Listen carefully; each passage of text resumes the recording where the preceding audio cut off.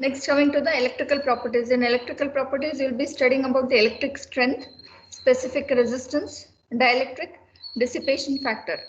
So in electric strength, that is breakdown voltage, you'll be studying that breakdown voltage is the voltage at which breakdowns occur when between two electrodes when oil is subjected to an electric field under prescribed conditions. Electric strength is a main parameter for insulation design of a transformer, which helps us to know the presence of contaminating agents like moisture, fibrous materials, carbon particles, sludge and sediments. Coming to the resistivity, it is the most sensitive property of oil, requiring utmost care for its determination. Resistivity is equivalent to the resistance between opposite faces of a centimeter cube of the liquid. A low value indicates the presence of moisture and conductive contaminants. Coming to the dielectric dissipation factor, which is DDF, it is numerically equal to sine of the loss angle and is a good tool to indicate the quality of insulation. Next, coming to the chemical properties. In chemical properties, first one is neutralization value, which is also called as total acidity. It is nothing but it is a measure of free organic and inorganic acids present in the oil, expressed in terms of milligrams of potassium hydroxide, which is required to neutralize the total free acids in 1 gram of oil.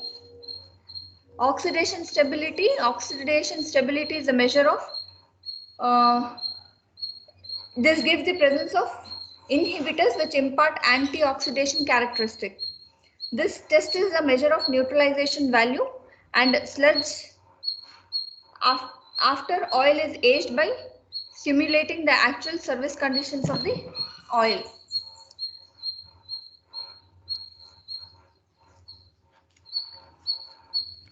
Next is corrosive sulfur.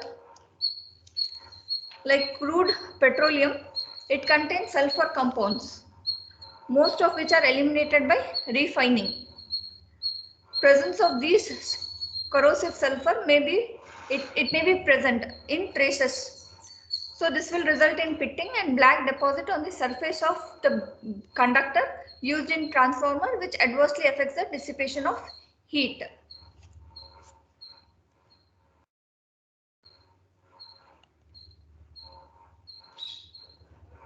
Next, procedure of filling oil in the transformer tank.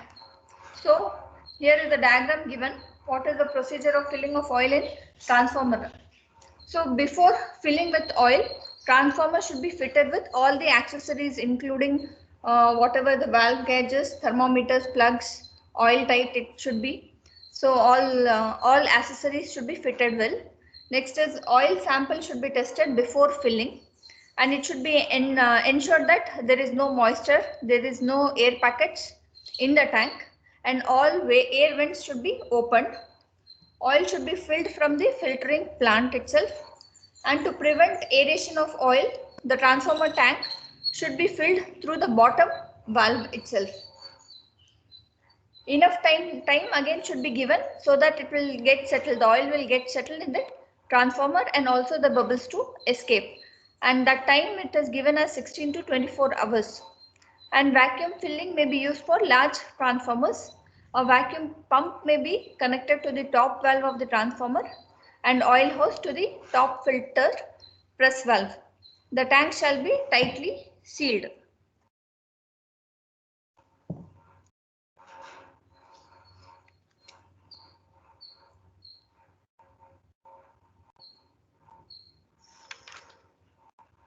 Next is maintenance of transformer oil.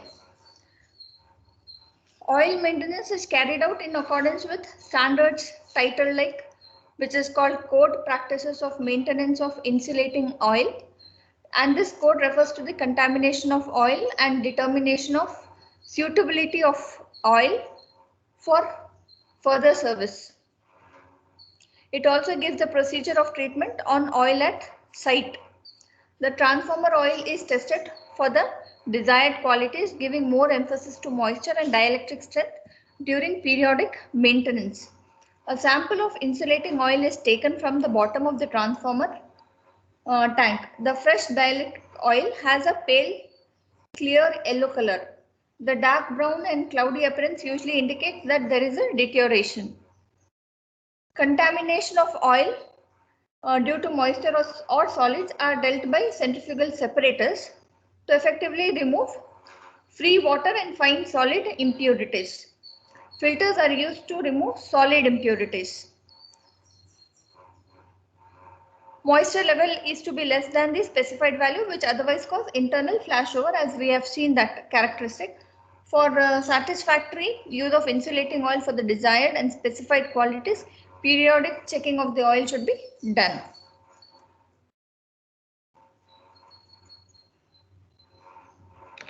Next is testing of transformer oil. In testing of transformer oil, we are having sampling, containers of sample, samples from transformer tank, oil sample from drums, testing of dielectric strength, loss tangent test, crackle test. In sampling, we have containers of samples from transformer tank, oil sample from drums. Then we have testing of dielectric strength, loss tangent test, and crackle test. In sampling, now the condition of the oil should be checked before commissioning, during maintenance, and recommissioning after overhaul, that is refitting. Sample of the oil from the transformer should be taken from the bottom of the tank, and the sample should be collected only after the oil is allowed to settle for 24 hours. Containers of sample. Containers for samples should be bottles of clear glass, clean and dried, with 1 liter capacity. The sample should not be filled up to the top. Next, samples from transformer tank. When taking sample,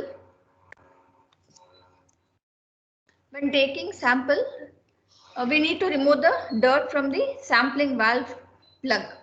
Sample should not be taken immediately after opening the valve. So allow some oil to flow first, then collect the sample in the bottle. Then oil sample from the transformer in service may be taken preferably under switched off or no load condition. Oil sample from drums. Before taking oil for testing, allow it to settle for 24 hours without any disturbance, so that the heavy contents will settle down. Then oil will be collected from the bottom of the drum. Next, testing of transformer oil.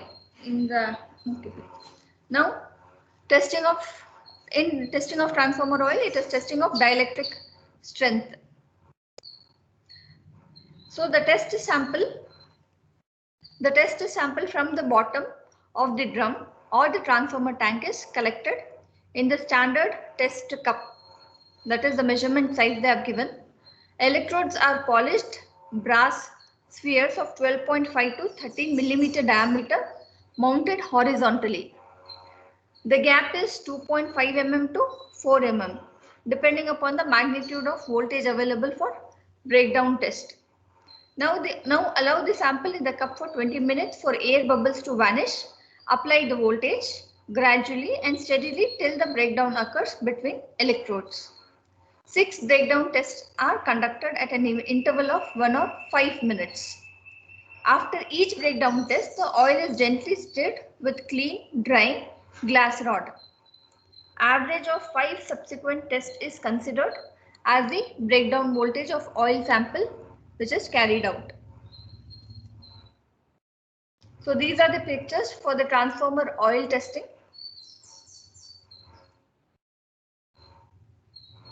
This is the filtering plant.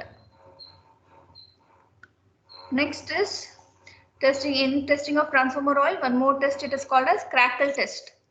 This test is performed to determine free water. A sample is heated rapidly over flame. The presence of moisture above 50 to 60 ppm, that is parts per million, of water will give typical crackling sound. The Karl-Fischer solution test is used for determining the moisture more accurately, that is up to 2 ppm. During periodic maintenance, crackle test, dielectric test, acidity test and moisture measurement is carried out. Next, coming to drying of transformers. So drying of transformer means we need to dry the transformer to remove any moisture content.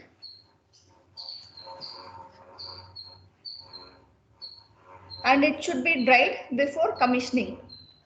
So the main purpose of the drying out is to expel the moisture from the oil, the winding insulation and other internal parts. If the transformer is not dried out properly, it cannot withstand specified voltage for long duration, leading to premature failure of insulation.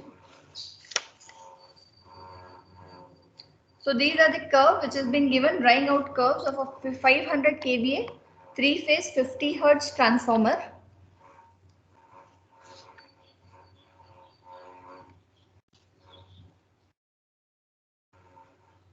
So what are the different methods of drying out?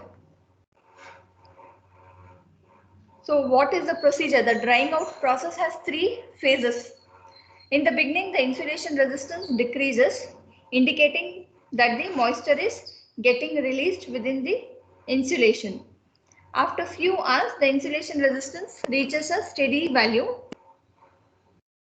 It is given in the curve here. It reaches a steady value, indicating that the moisture content is distributed within the winding. This phase usually lasts for several hours. Okay, this phase lasts for several hours or days depending upon the size of the transformer and amount of moisture content present. In the last phase, the insulation resistance value starts increasing, indicating that the moisture is expelled. The drying out process will be stopped and the insulation resistance, polarization index and dielectric strength of oil meets the specified value. So what are the different methods of drying out? It is like drying with oil, drying without oil.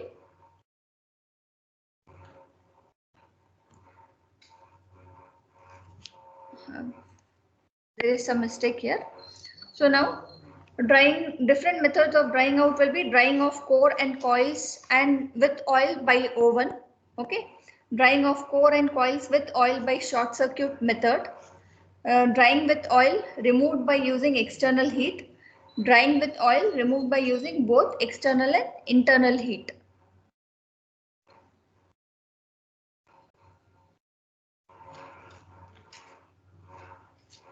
So now drying of core and coils with oil by using oven. The core and coils can be effectively dried in a suitable oven by raising the temperature to a value not exceeding 80 degrees. It is maintained between 70 to 75 degrees Celsius. A large volume of air should pass through the oven to remove moisture and vapors. Insulation resistance check will indicate when the coils are dry. The figure is shown here, which shows the drying process by hot air circulation. Here the hot air is being circulated and this is the electric transformer dryer and transformer. Okay, so next this process is drying it by hot air circulation.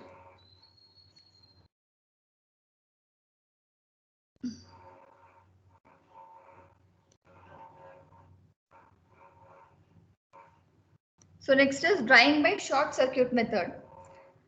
The transformer can also be dried by heating the coils by short circuiting the low voltage winding and supplying a reduced voltage at high voltage terminals. And the current which is being supplied, it should not exceed 70% of normal rated current and oil temperature should be of the order of 75 degrees Celsius. Winding temperature in no case should exceed 90 degrees Celsius and winding temperature can be monitored by measuring winding resistance. This method is more effective in drying the insulation at the site.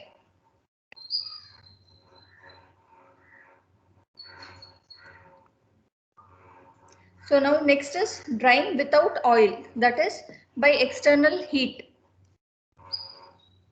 So the transformer may be placed in its own tank without oil. Externally heated air is blown into the tank at the bottom through the main oil valve. A small blower or fan can be used to get the proper circulation. It is desired to force as much as the heated air as possible through the ducts in the transformer winding. The heat may also be obtained by direct combustion, but care is to be taken to avoid the products of combustion entering into the transformer tank.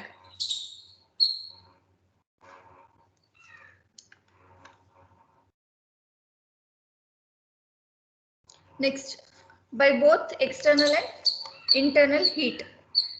This is the combination of hot air circulation and short circuit method.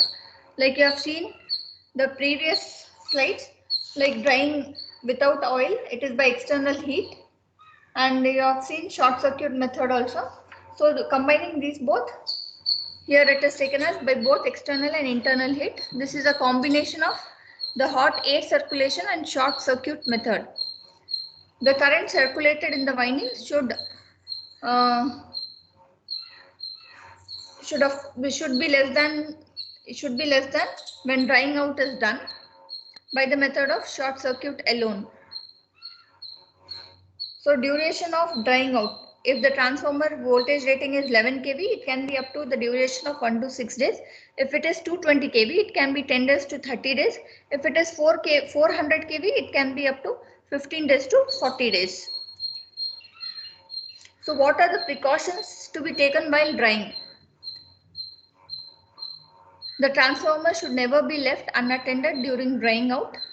This must be done under continuous and competent supervision. The temperature should be carefully observed, which should not exceed 90 degrees.